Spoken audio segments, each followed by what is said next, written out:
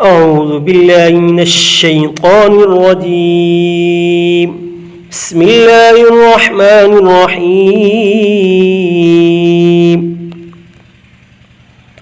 ياسين والقرآن الحكيم إنك لمن المرسلين على صراط مستقيم تنزيل العزيز الرحيم لتنذر قوما ما أنذر آباؤهم فهم غافلون لقد حق القول على أكثرهم فهم لا يؤمنون إنا جعلنا في أعناقهم أغلالا فهي إلى الأذقان فهم مقمحون وجعلنا من بين أيديهم سدا ومن خلفهم سدا فأغشيناهم فهم لا يبصرون وسواء عليهم أأنذرتهم أم لم تنذرهم لا يؤمنون إنما تنذر من اتبع الذكر وخشي الرحمن بالغيب فبشره بمغفرة وأجر كريم إنا نحن نحيي الموتى ونكتب ما قدموا وآثارهم وكل شيء أحصيناه في إمام مبين واضرب لهم مثلا أصحاب القرية إذ جاءها المرسلون إذا أرسلنا إليهم اثنين فكذبوهما فعززنا بثالث فقالوا إنا إليكم مرسلون قالوا ما أنتم إلا بشر مثلنا وما أنزل الرحمن من شيء إن أنتم إلا تكذبون قالوا ربنا يعلم إنا إليكم لمرسلون وما علينا إلا البلاغ المبين قالوا إنا تطيرنا بكم لئن لم تنتهوا لنرجمنكم وليمسنكم منا عذاب أليم قالوا طائركم معكم أئن ذكرتم بل أنتم قوم مسرفون وجاء من أقصى المدينة رجل يسعى قال يا قوم اتبعوا المرسلين اتبعوا من لا يسألكم أجرا وهم مهتدون وما لي لا أعبد الذي فطرني وإليه ترجعون أتخذ من دونه آلهة إن يردني الرحمن بضر لا تغن عني شفاعتهم شيئا ولا ينقذون إني إذا لفي ضلال مبين إني آمنت بربكم فاسمعون قيل ادخل الجنة قال يا ليت قومي يعلمون بما غفر لي ربي وجعلني من المكرمين وما أنزلنا على قومه من بعده من جند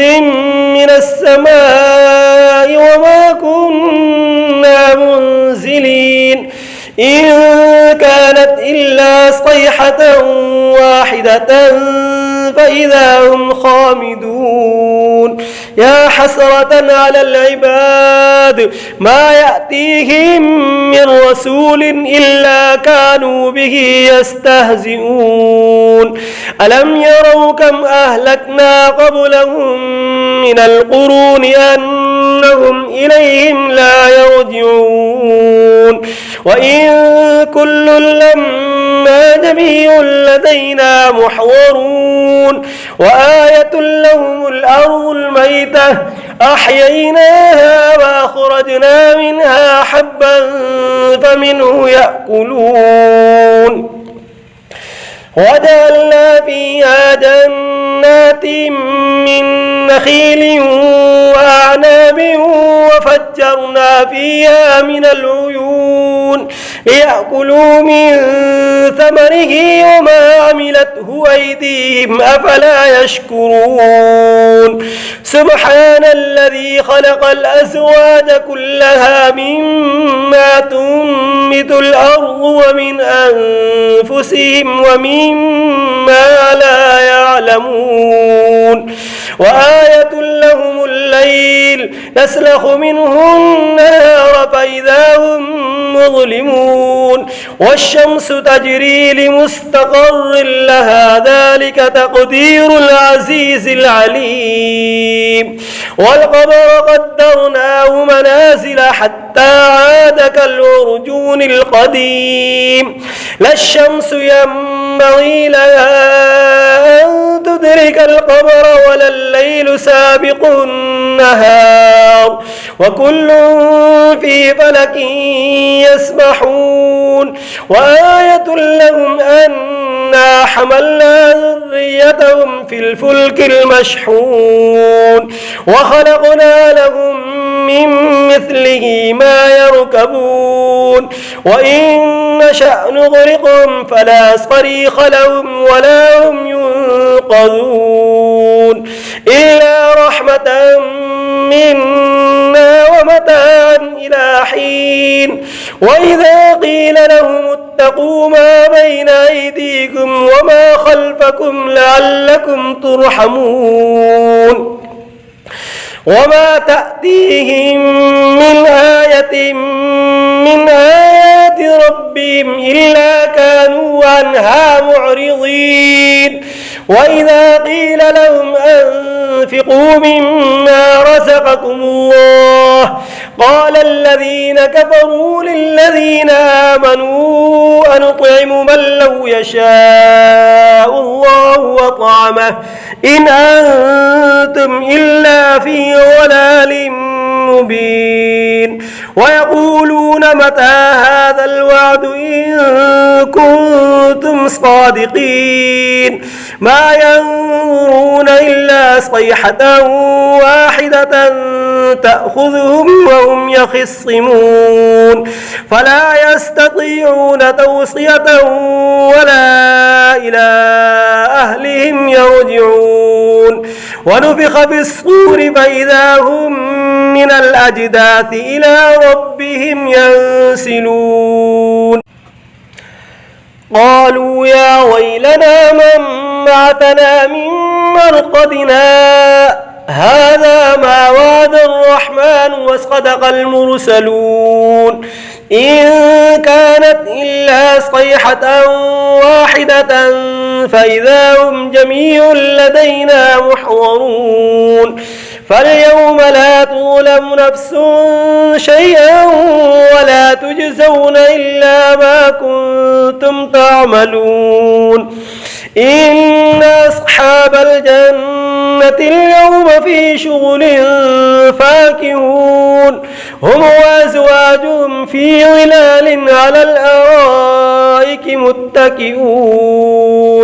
لهم فيها فاكهة ولهم ما يدعون سلام قولا من رب رحيم وامتازوا اليوم أيها المجرمون ألم أعهد إليكم يا بني آدم ألا تعبدوا الشيطان إنه لكم عدو مبين وأن اعبدوني هذا صراط مستقيم ولقد أضل منكم جبلا كثيرا أفلم تكونوا تعقلون هذه جهنم جهنم التي كنتم توعدون اصلوها اليوم بما كنتم تكفرون اليوم نختم على أفواههم وتكلمنا أيديهم وتشهد أرجلهم بما كانوا يكسبون ولو نشاء لطمسنا على أعينهم فاستبقوا الصراط فأنى يبصرون ولو نشاء لمسخناهم على مكانتهم فما استطاعوا مضيا ولا يرجعون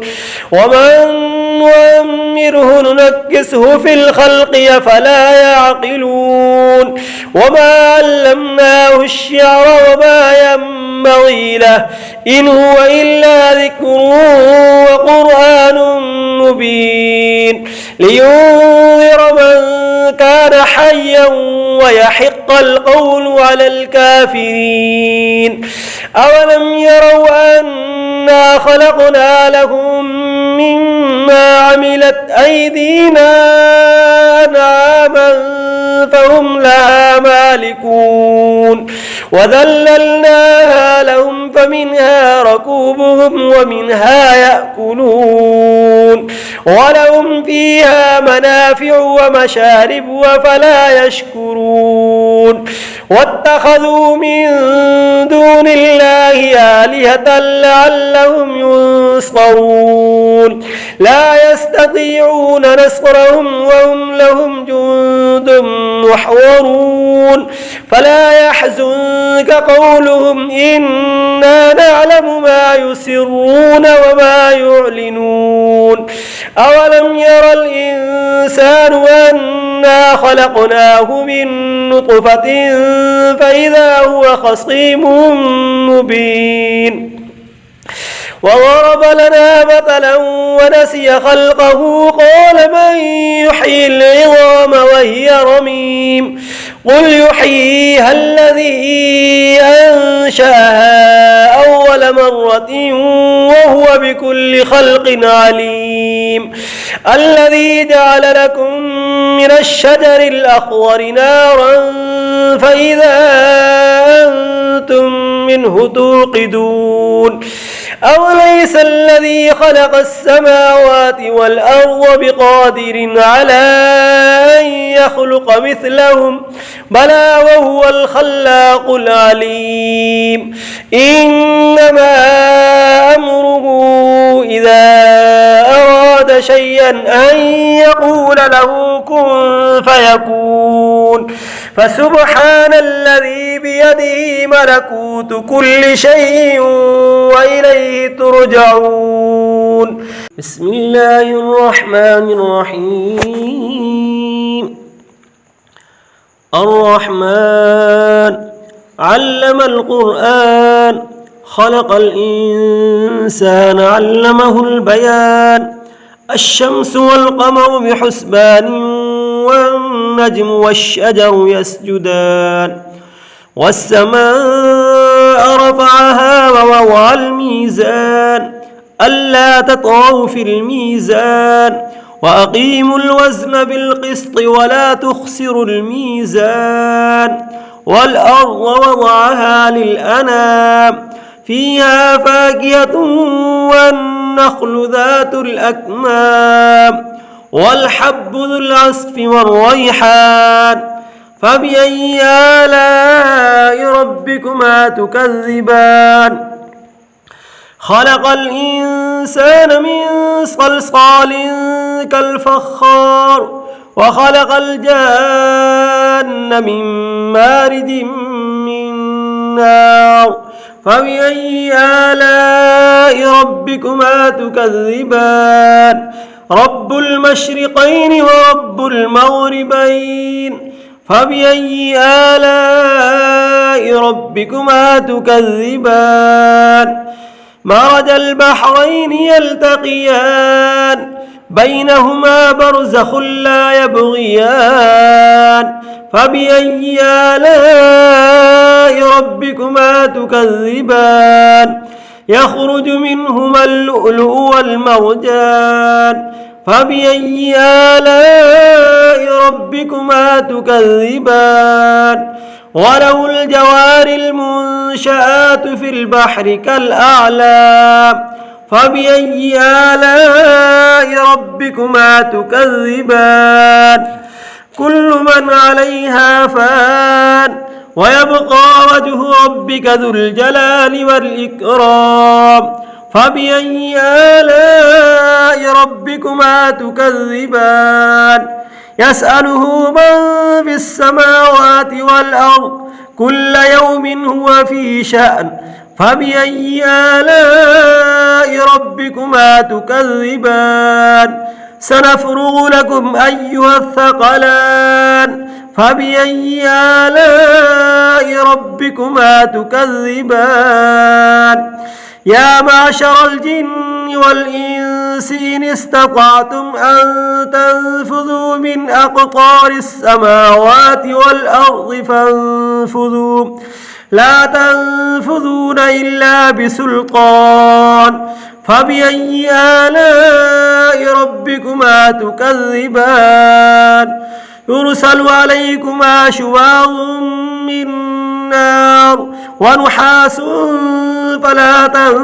تنتصران فبأي آلاء ربكما تكذبان فإذا انشقت السماء فكانت وردة كالدهان فبأي آلاء ربكما تكذبان فيومئذ لا يسأل عن ذنبه إنس ولا جان فبأي آلاء ربكما تكذبان يعرف المجرمون بسيماهم فيؤخذ بالنواصي والأقدام فبأي آلاء ربكما تكذبان هذه جهنم التي يكذب بها المجرمون يطوفون بينها وبين حميم آن فبأي آلاء ربكما تكذبان ولمن خاف مقام ربه جنتان فبأي آلاء ربكما تكذبان ذواتا أفنان فبأي آلاء ربكما تكذبان فيهما عينان تجريان فبأي آلاء ربكما تكذبان فيهما من كل فاكهة زوجان فبأي آلاء ربكما تكذبان متكئين على فرش مطائنها من استبرق وجنى الجنتين دان فبأي آلاء ربكما تكذبان فيهن قاصرات الطرف لم يطمثهن إنس قبلهم ولا جان فبأي آلاء ربكما تكذبان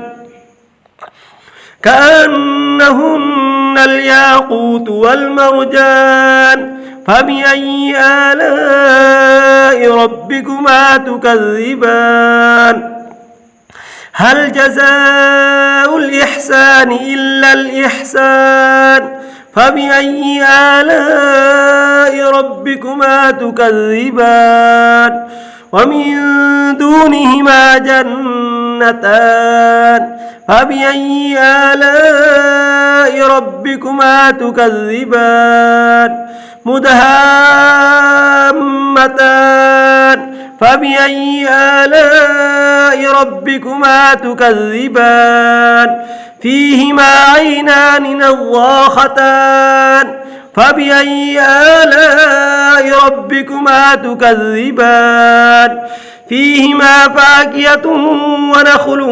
ورمان فبأي آلاء ربكما تكذبان فيهن خيرات حسان فبأي آلاء ربكما تكذبان حور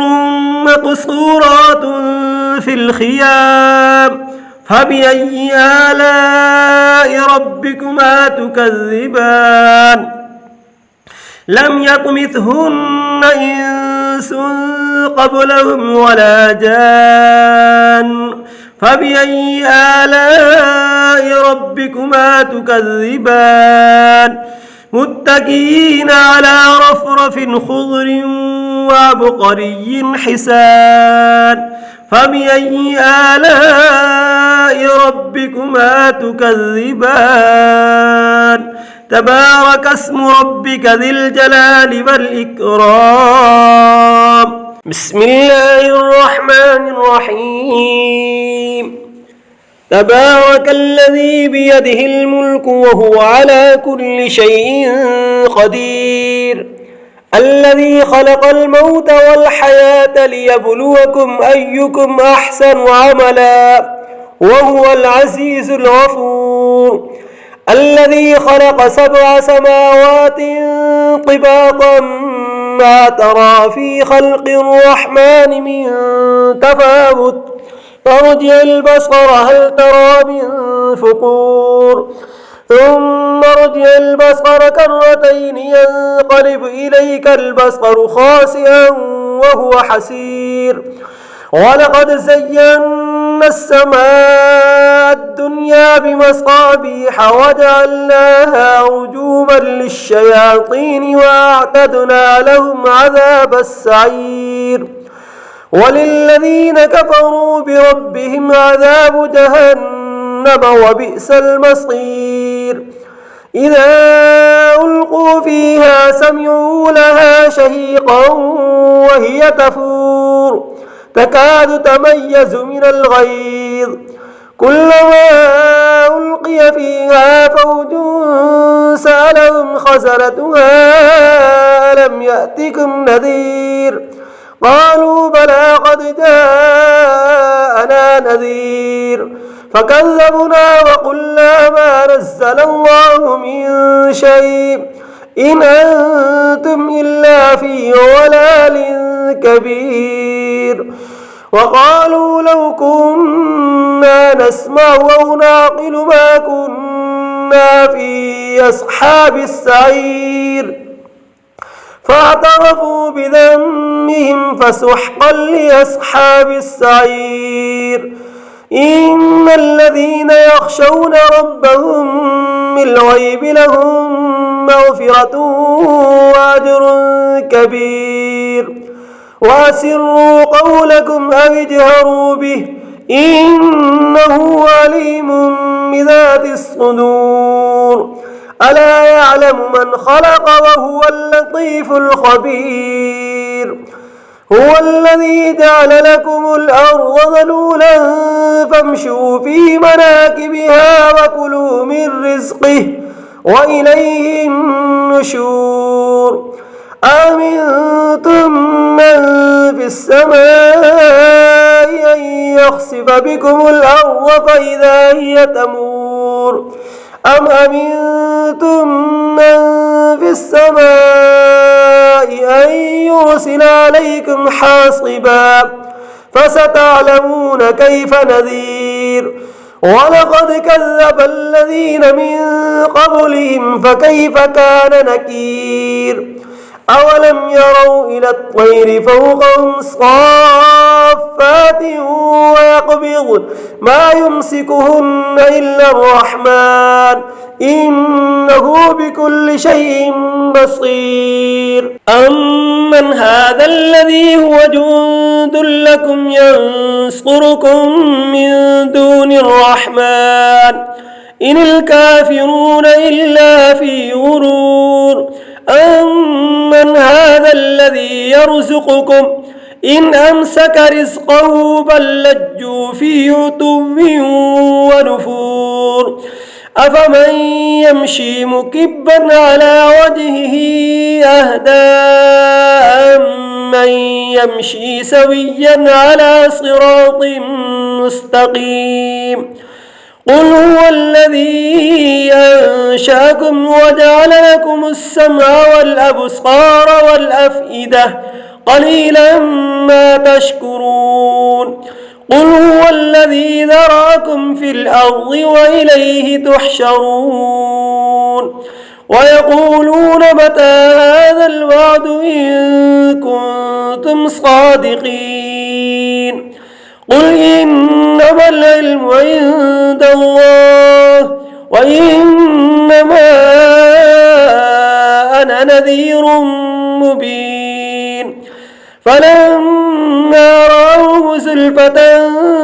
سيئت وجوه الذين كفروا وقيل هذا الذي كنتم به تدعون